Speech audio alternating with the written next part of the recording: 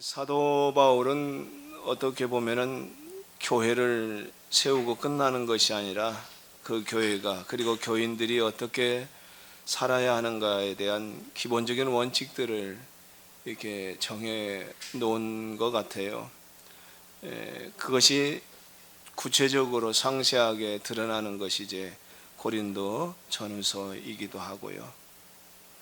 비록 고린도 교회가 많은 문제로 혼란스러웠고 힘들었지만 그곳에 보내었던 바울의 서신이 오늘 우리에게 많은 부분에 있어서 참고사항이 되고 있는 것은 사실입니다.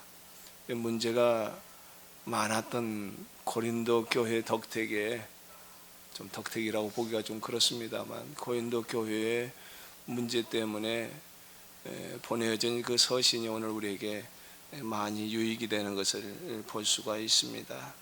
이제 바울은 성 문제에 이어서 교인들끼리 벌어지고 있는 법정 소송 문제를 6장에서 다루고 있습니다. 6장 1절에 보게 되면 이렇게 시작을 합니다. 너희 중에 누가 다른 이와 더불어 다툼이 있는데 구태여 불의한 자들 앞에서 고발하고 성도 앞에서 하지 아니하느냐.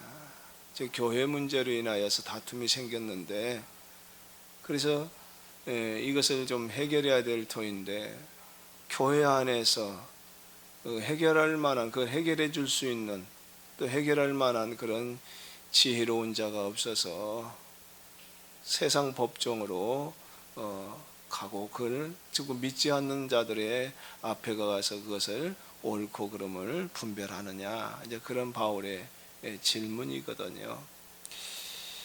사실 우리가 잘 아는 것처럼 이 헬라 문화권, 그리스 사람들은 법정 소송이 잘 갖추어져 있었다고 그래. 체계적으로 잘 갖추어 1, 2, 3심이 되어져 있었고, 그 사람들은 이게 토론하는 것을 좋아하다 보니까 법정 소송도 거의 일상화가 되어 있었던 것 같아요. 고린도 교회도 이제 헬라 문화권이잖아요. 헬라 문화권이었기 때문에 고린도도 크게 다르지 않았던 것 같습니다. 법정 투쟁들이 일상화된 그런 문화 속에 있었다는 거죠. 법정에 가서 판결을 받고, 이건 보통 이제 매사에 이제 그래 왔는데, 바울은 그런 다툼이 생겼을 때 세상 법정에 가지 말라는 겁니다. 교회 안에서 일어나는 문제는 교회 안에서 해결을 하라. 하나님을 믿지 않는 재판관에게 판결받겠다고, 교인들끼리 문제를 가지고 세상 법정에 가서 판결받겠다고 하지 말라는 겁니다. 바울이 그렇게 하는 근거가 있어요. 근거를 이제 6장 2절부터 제시를 하고 있습니다. 그 6장 2절을 한번 볼까요? 성도가 세상을 판단할 것은 너희가 알지 못하느냐? 세상도 너희에게 판단을 받겠거든 지극히 작은 일 판단하기를 감당하지 못하겠느냐? 첫 번째로 제시하고 있는 방법이 뭐라는 거예요?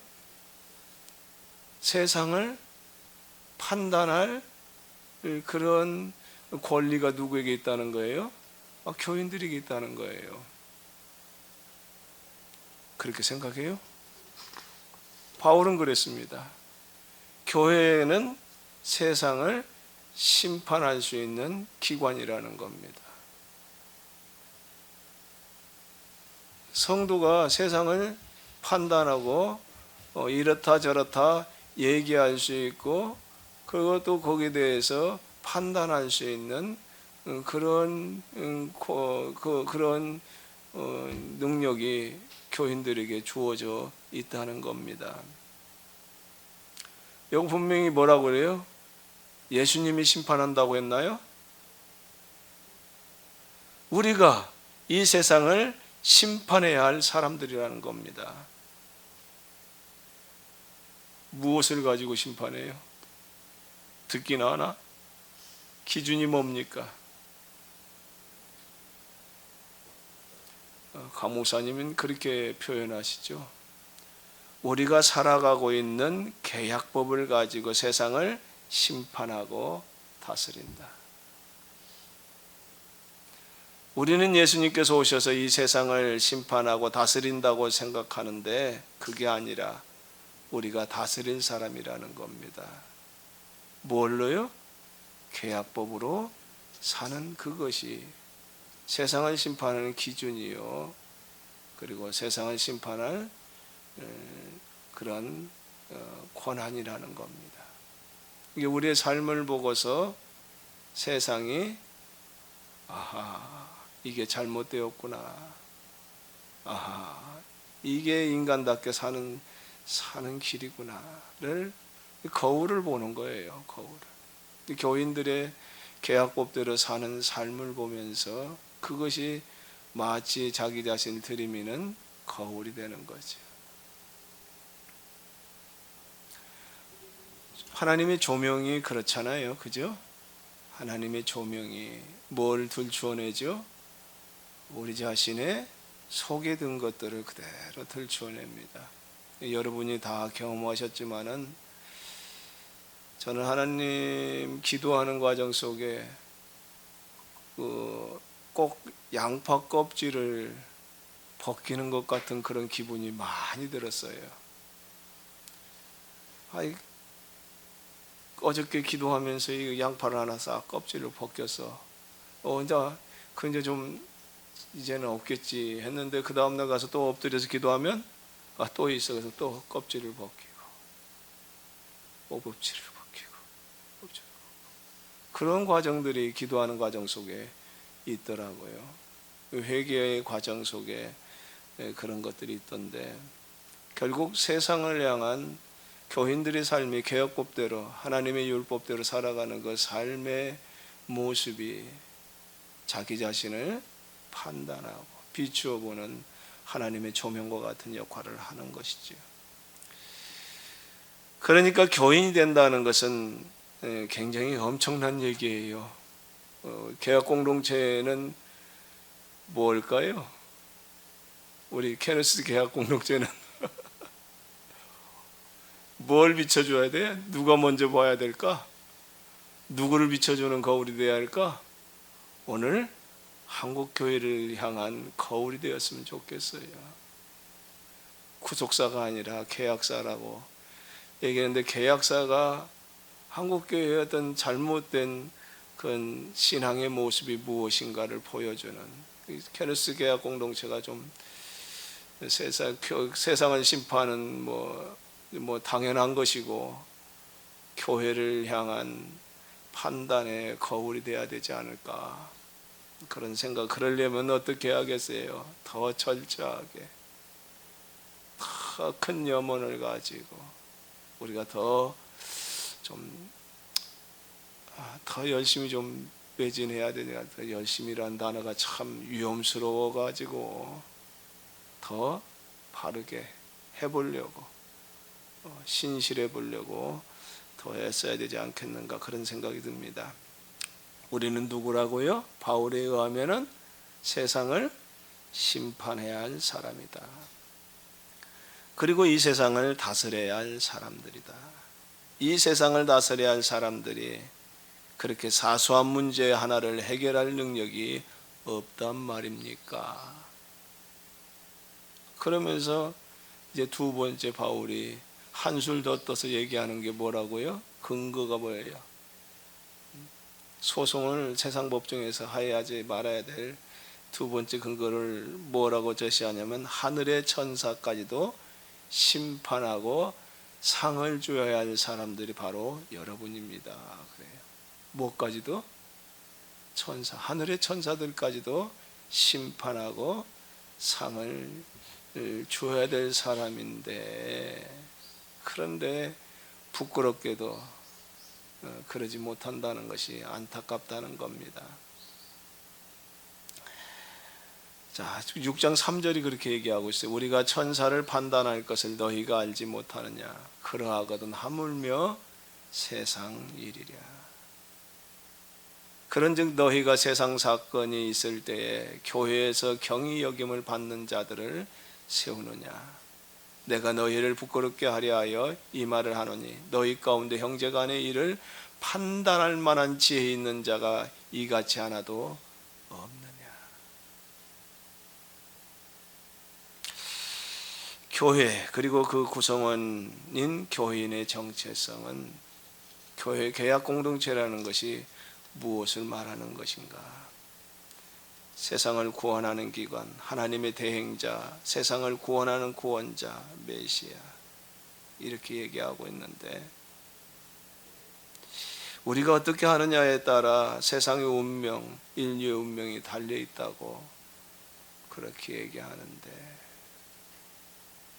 정말 우리의 삶이 계약법대로 살아가는 이 삶, 그리고 세상을 구원한 메시아로서 구원자로서 하나님을 대행해서 참으로 우리가 걸어야 할 길이 무엇인가를 보여주어야 할 그런 공동체가 케네시스 계약 공동체인데 우리는 과연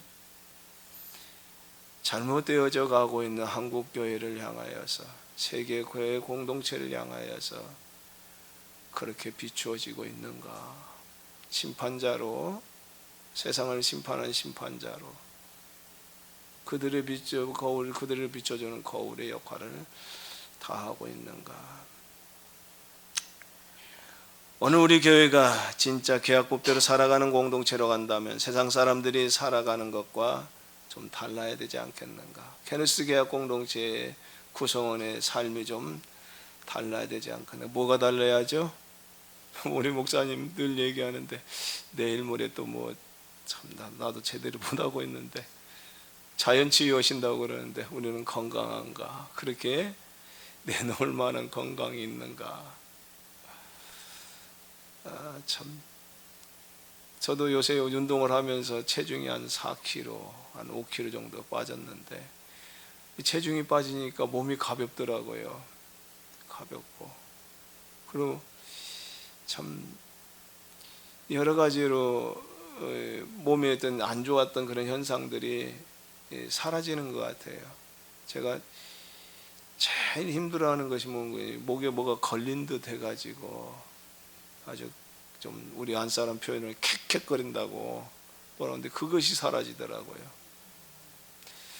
근데 제가 느끼는 것이 가끔 이제 제가 한 2차례 했던 것 같아요. 자연치유를 참 안 했는데 참 저같이 말을 돼지가 안 듣는 사람도 없는데 제가 케네시스 계약 공동체에서 이게 자연치유를 해보면서 느끼는 게 뭔 거니?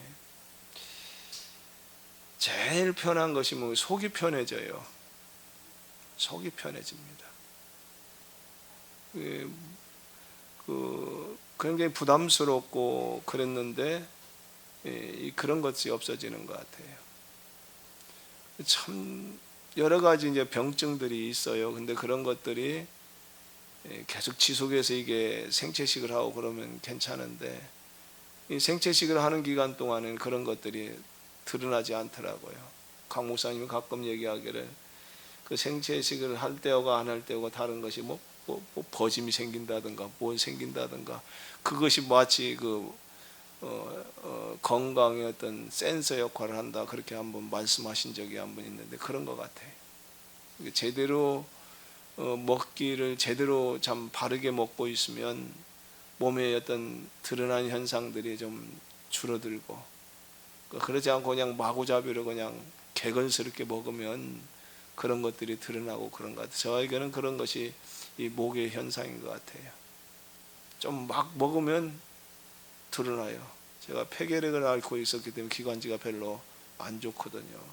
이게 그러다 보니까 음식이 영향을 미치는 것 같아요. 운동과 이 음식을 제대로 하면은 이런 것들이 사라지고 그러지 않고 절제하지 못하면 그런 것들이 드러나는 그런 것 같은데요.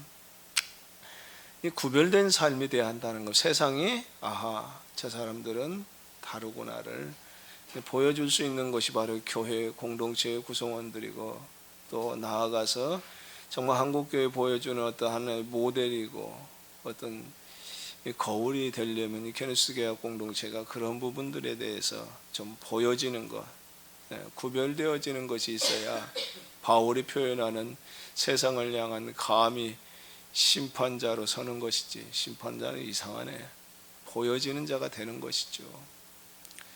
목사님 가끔 그 영화 얘기를 하는데 그 성이라는 영화를 합니다. 성의 거룩한 옷이라는 영화 그 얘기를 가끔가다 말씀하시던데, 결국에는 그 성에 보게 되면 많은 로마의 상류층 사람들이 기독교로 개화를 합니다. 개종을 해요. 기독교인이 돼요. 근데 뭘 보고 기독교인이 되냐면 자기들 집에서 노예 생활을 하고 있는 노예들의 삶의 변화를 보고서 이게 뭔가 해서 교회를 알게, 그들이 다니는 교회를 알게 되고, 그래서 그 교회 안에서 가르침과 그들의 삶을 보고서 결국에는 교인이 되는 그런 과정을 그린 영화가 이제 성이라는 영화인 것 같은데요. 그 상류층 계층이 기독교인이 된 노예들의 그 충실한 삶, 최선을 다하는 삶, 자기 일에 성실한 그들의 노예들의 삶을 보고서 충격을 받아서 교인이 되는 일들이 허다했다고 그럽니다. 그리고 우리가 잘 아는 것처럼 밀란 칙령이 선포될 당시에 로마 제국 안에 기독교인들이 10%를 차지할 정도였다는 겁니다. 무엇이 그것을 가능하게 했는가? 구별된 삶이라는 거예요.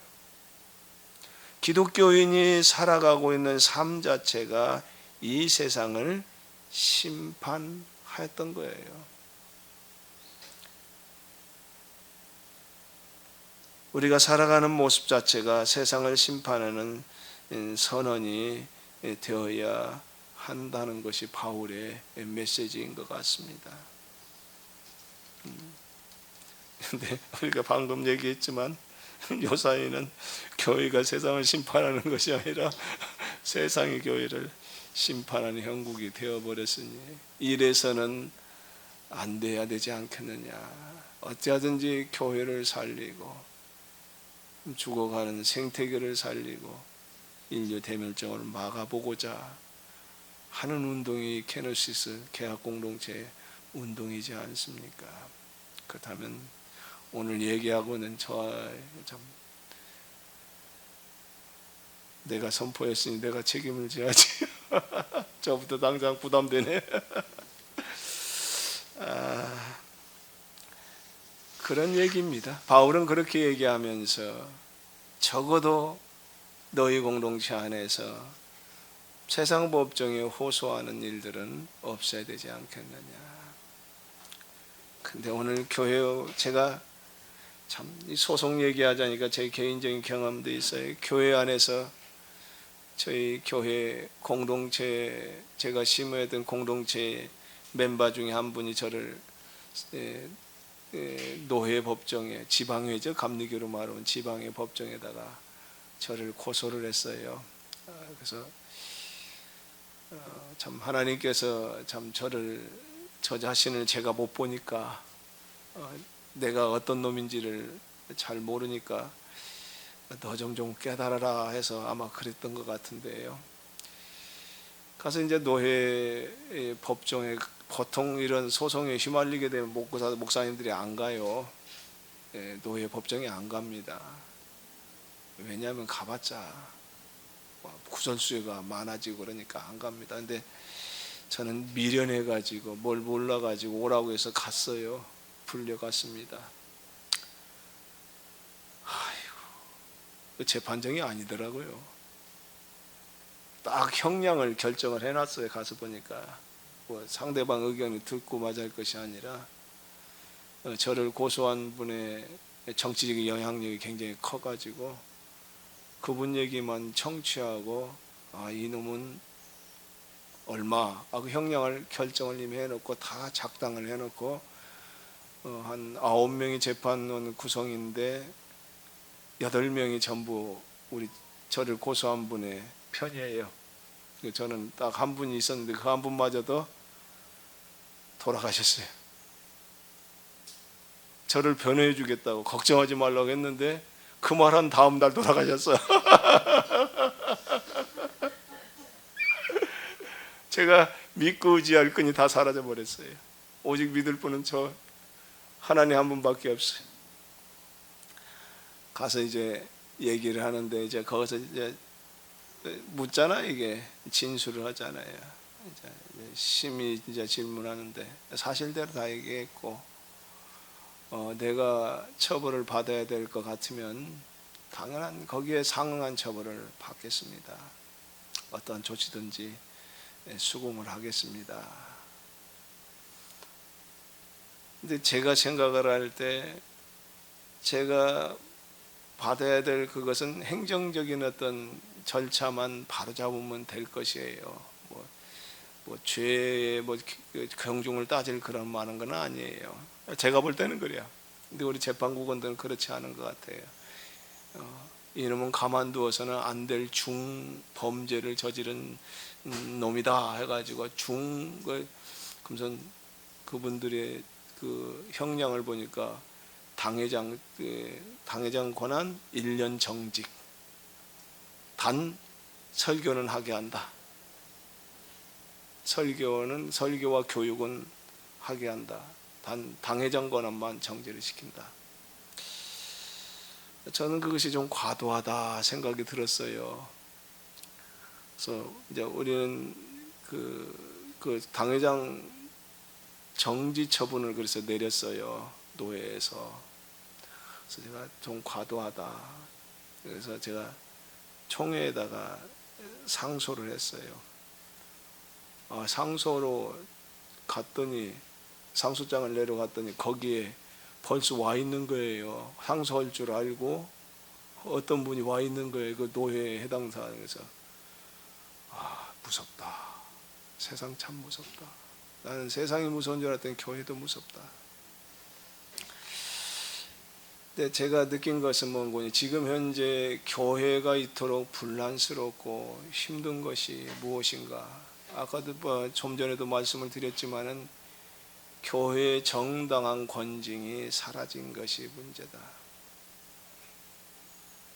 정말 바울이 얘기하기를 그런 것들을 판단할 만한 지혜 있는 자가 이같이 하나도 없느냐는 물음을 하는데요. 정말 없는 것 같아요. 정치는 있지만 정치는 있어요. 정치도 어떤 면에서 지혜인데 정치는 있지만 정말 사리를 분별하고 바르게 이끌고자 하는 그런 정신은 없다.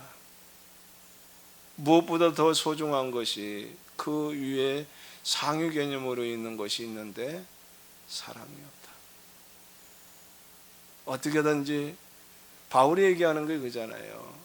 그 음행 얘기할 때에도 너희들 왜 그대로 놔두느냐, 그를 당장 출교하라 얘기하면서 뭐라고 얘기하는 거니? 그를 구원하고자 합니다. 그런 표현이 나와요. 육체는 패하질지라도, 육체는 망할지라도 그 영은 구원합니다. 결국 바울이 근본적으로 제시하고 있는 것은 무엇이냐면은 사랑이에요. 결국 한 사람을 얻고자 함인 것이지. 바울이 우리가 계속 얘기하는 것이 8장, 9장, 10장 계속 얘기하는 게 뭐예요? 바울이 그토록 많은 노력과 많은 얘기들을 하고 있는 결론은 뭐냐면은 한 사람을 얻고자 함인 거거든요. 근데 한 사람을 얻고자 함이 오늘 우리 한국교회 상황 속에서는 과연 있는가 하는 물음을 던져보고 싶어요. 하물며 정말 우리 게네시스 개혁 공동체에 그런 정신을 내포하고 있지만 정말 우리 공동체를 이렇게 하나 되게 하고 그리고 우리의 염원인 이 염원을 이루어가는 그 밑바탕 속에는 바로 이 하나님의 사랑, 그리스도의 십자가의 사랑이 면면이 흘러가야 되지 않겠는가, 그런 생각을 좀 감히 해봅니다. 자, 8장 갑시다.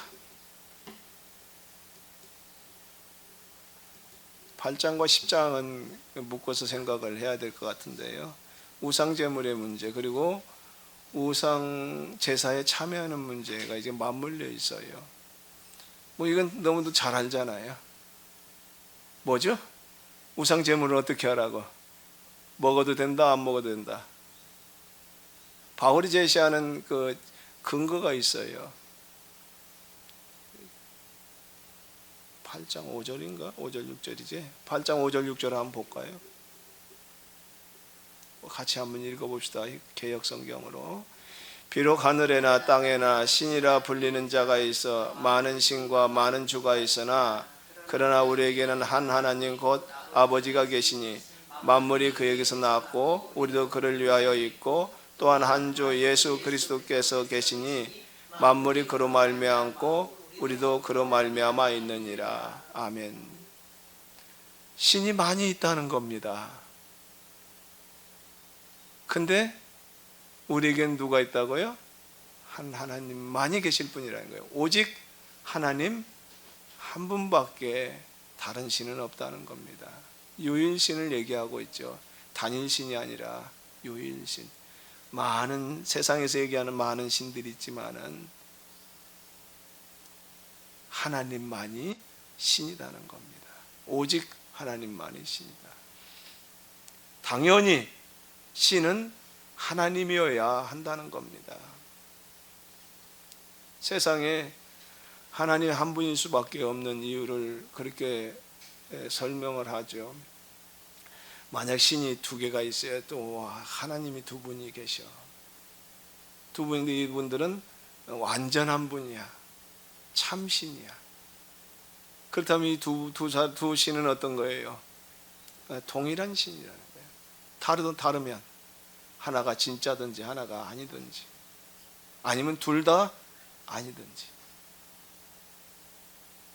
그러니까 신은 여럿일 수가 없다는 겁니다. 하나님은 한 분일 수밖에 없는, 그게 유일신이에요. 이게 세상에서 얘기하는 신들은 많아요. 많지만은 그런 신들은 참신이 아닌 거예요.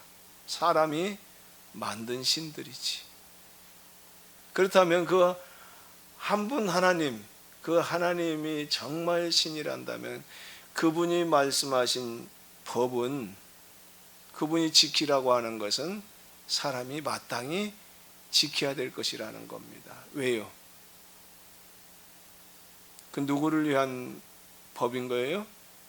사람을 위한 법이에요. 그 법대로 살아야 사람이 살 수 있는 진리이기 때문에. 그것은 한 분 하나님을 여기서 바울이 고백하고 있는 것은 이건 교회 공동체 안에 들어와 있는 사람들을 위한 법을 얘기하는 게 아니에요. 그건 당연한 거고 세상 모든 사람들이 다 지키고 그리고 그대로 살아야만 살 수 있는 진리인 거예요.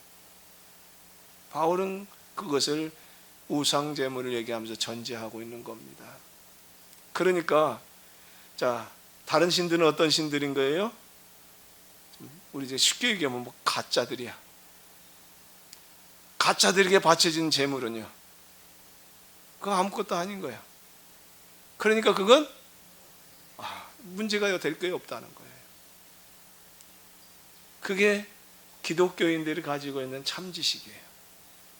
성숙한 자, 성장한 사람이 가지고 있는 참된 지식이에요. 근데 거기에 이르지 못한 사람이 있는 거예요. 저는 한때 그런 소리를 많이 들었어요.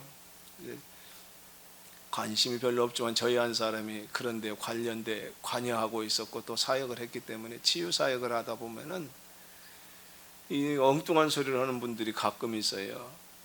그 제사 지내는 음식들, 고사 지내는 음식들, 그걸 먹으면 뭐가 따라 들어온다네. 그 저주가 따라 들어온대. 이게 먹지 말라고. 뭐 그것뿐만 아니라 성화 같은 거, 그림 같은 거 집에 두지 말라고 이제 그런 소리를 많이 하는데, 그런 것들이 있으면 이제 귀신이 득실득실 들끓는다는 거예요. 그래서 뭐 이사를 하게 되면은 그런 것부터 정리를 해야 된다나? 저도 그렇게 해서 많이 불려다녔어요. 꼭 그런다고 해서 이사를 가면은 목사님이 정리 정돈을 한번 해주셔야 한다는 거예요. 그래서 아니, 이해가 안 되는 거예요. 제 스스로가 그냥 살면 되는 거지. 제가 정리정돈으로 몇 차례 불려갔습니다. 참, 뭐라고 정리정돈을 해야 된대요?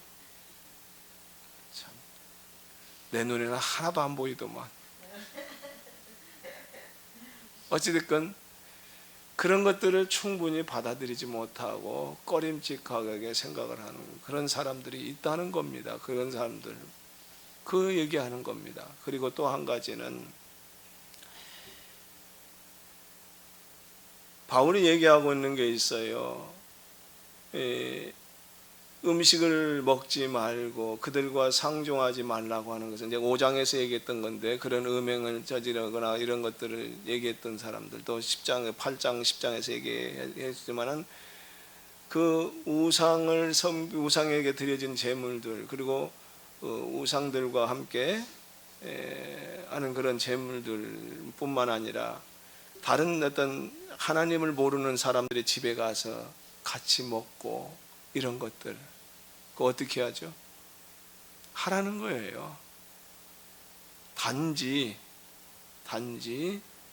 하나님의 성찬에 참여했던 사람이 어찌 우상 제사에 참여해서 그리고 그 자리에서 함께 이방 신들을 섬기는 그들과 함께 음식을 나누면 안 된다는 겁니다. 바울이 구분하고 있어요. 우상 제물은 아무것도 아니기 때문에 먹어라, 그걸 얘기하고, 또 한 가지는 단 어디에는 참여하지 말라는 거예요. 이방 제사, 우상 제사에는 참여하지 말고 거기에서 그들과 함께 음식을 나누지 말라. 이거 구분해서 얘기를 하고 있어요. 그런데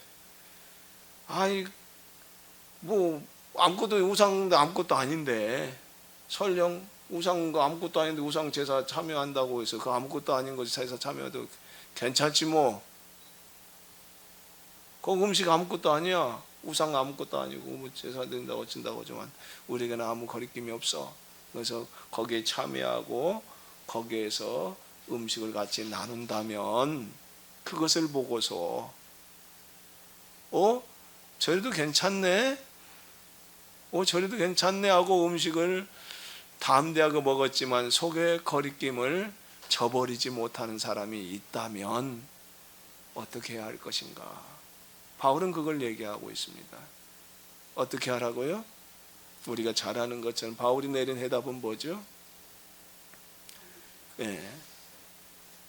그런 사람이 있다면 나는 안 하겠다는 겁니다. 근데 어떻게 안 하겠다? 평생 일생토록 나는 그것을 하지 않겠다. 이게 바울이 제시한 이제 길이, 방법이에요. 여기에서 우리는 곰곰이 한번 생각해 봐야 돼요. 여기는 우상과 우상 제물에 대해서 그리고 우상 제사에 대해서 얘기하고 있지만 오늘 교회 공동체 안에서 벌어지는 많은 일들 가운데 이와 비슷한 일들이 있습니다.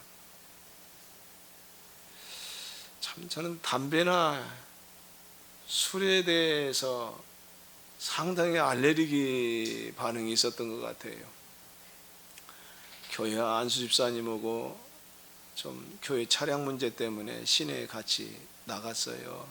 그래서 은행에 들려서 이제 돈을 찾아서 가야 되겠다 싶어서 은행에 들려서 돈을 찾는데, 찾아가지고 막 이제 은행 문을 막 나서는데 은행 모퉁이에서 우리 안수 집사님이 좀 참으시지, 목사님은 갔는데 좀 참으시지, 담배를 뻐끔뻐끔 피우고 계셔요. 제가 젊은 목사가, 30대 목사가 그 꼴을 보고서 참 저거 안수 집사 맞아? 저거 당장 떼버려야겠네 하고서 왔습니다. 그래서 평생 그 사람만, 그 안수 집사님만 보면 너 담배 핀 놈, 너 믿을 수 없는 놈. 제가 그게 나오기 얼마 전까지 한 10여 년을 그렇게 낙인을 그분을 찍어서 그리고 그분의 말을 내가 신뢰를 안 했습니다. 참 충성봉사하셨던 분인데 그랬던 것 같아요. 근데 저만 그런 줄 알았더니 우리 다른 교회 지도자들도 술 마시는 거, 담배 피우는 거를 질색을 하더라고요. 근데 어느 날 술에 대해서 그렇게 알레르기 반응을 일으키고 힘들게 하고, 술 먹는 사람을 힘들게 하던 장로님 한 분이 어느 날 그날 어디 신방을 가지고 이제 집에 돌아오는 길인데 어떤 사람이 비칠비칠거리고 저만치서 오는 거예요. 가만히 봤더니 그분이에요. 그 장로님이에요. 맞닥뜨리면 안 되게 생겼더라고요, 이거. 그래서 빛이 안 좋겠다 싶어서 제가 얼른 숨었어요. 그분이 지나가더라까지. 그래서 그러면서 이제 제가 마음에, 이제 젊은 목사 마음에 크게 상처를 입었어요. 아, 이 장모님이 술을 마셔. 그리고 술에 대해서 그토록 알레르기 반응을 일으키는 분이 술을 마셔? 말을 해야 돼, 말아야 돼? 치리를 해야 돼, 말아야 돼? 참 그런 일들을, 아주 비근한 일, 이것과 관련지어서 얼마는 그런 빗댈 만한 그런 비유는 아닌데요. 이런 것들을 포함해서 많은 것들이 있습니다. 그런데 교회 안에서 옳고 그름의 잣대를 가지고 이렇게 판단하기 어려운 문제들이 참 많은 것 같아요.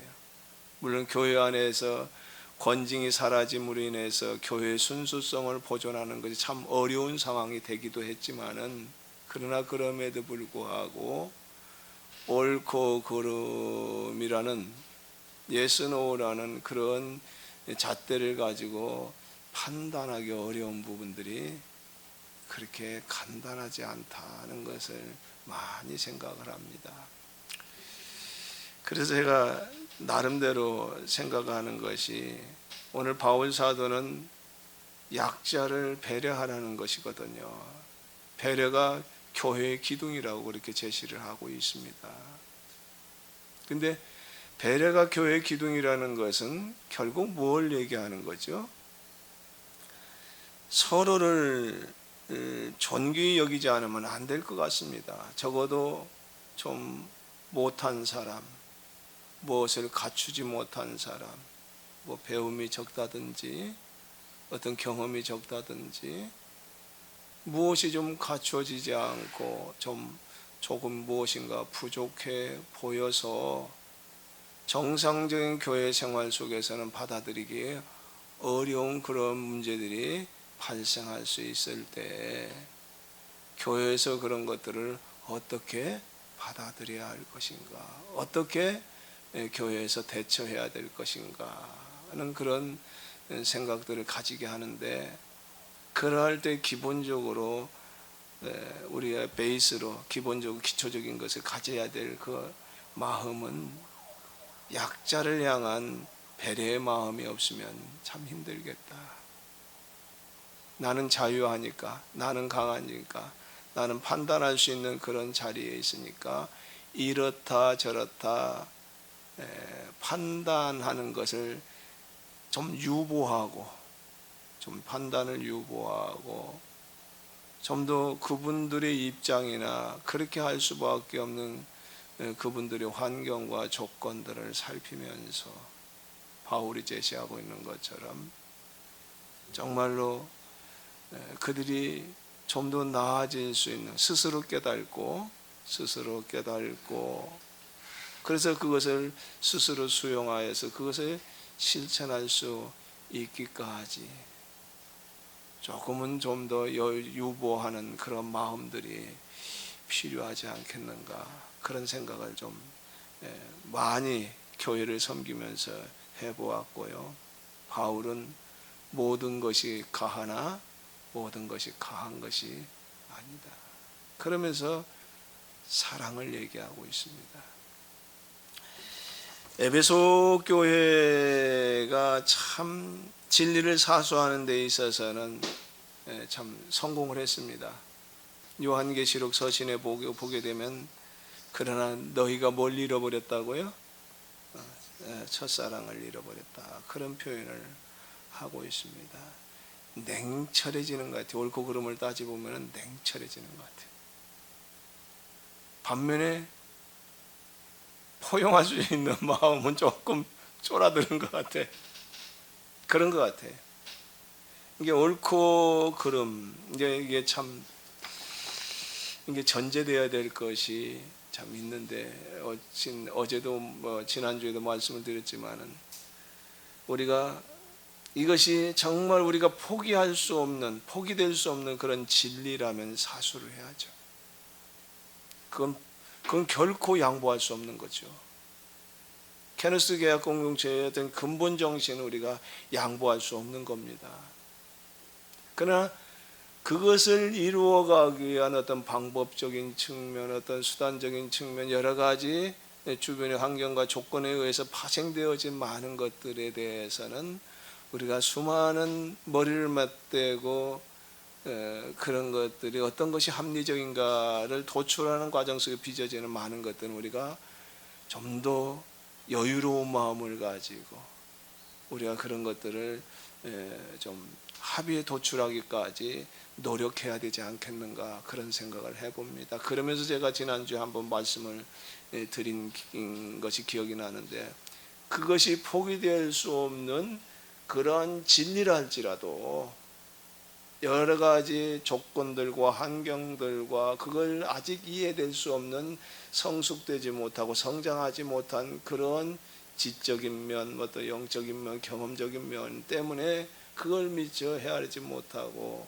그걸 이해하지 못하고 거기에 미처 이르지 못하였다면 그것조차도 가능성을 보고서 우리가 기다려 줘야 되지 않겠느냐.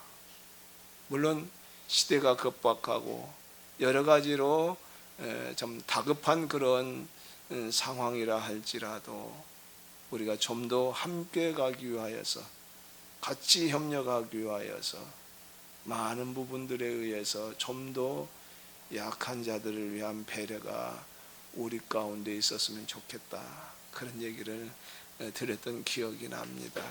어찌됐건 참 우리 캐리스 참 어려운 것 같아요. 우리 캐리스 공동체를 이끌어가는 우리 강 목사님이나 또 우리 김준수 장로님이나 또 기타 임역원들이 있는데요, 참 바울의 그 우상이나 우상제물을 향하여서 그 문제를 다루면서 말씀하였던 이 배려의 마음, 무엇을 하든지 한 사람을 얻기 위하여서 온 마음을 쏟아서 종의 자세로 종노릇을 나는 기꺼이 마다하지 않겠다. 단 그것이 한 사람을 얻을 수만 있다면, 율법 아래 있는 사람은 율법 아래 있는 것 같이, 율법이 없는 사람은 율법이 없는 사람 같이, 야만인은 야만인처럼 기꺼이 내가 그들의 종이 되어서 심지어는 평생을 그것에 대해서 나의 자유하지만, 무엇인지 먹을 수 있지만 마치 약한 자가 그런 것처럼 먹지 않겠다. 마치 아무것도 지식이 없는 자처럼, 무엇을 할 수 없는 자처럼 한 사람만 얻을 수 있다면 나는 그 걸음을, 그들처럼 되는 그 걸음을 마다하지 않겠다. 우리 케너스 계약 공동체가 이 마음과 이 자세를 견지하면서, 그러나 정말 우리가 기필고 이 땅 위에서 이루어야 될 그 염원을 이루어가자 부단히 노력한다면 우리 하나님의 영광이 우리 가운데 함께하지 않겠는가. 감히 그렇게 말씀을 드리면서 오늘 말씀을 마무리할까 합니다.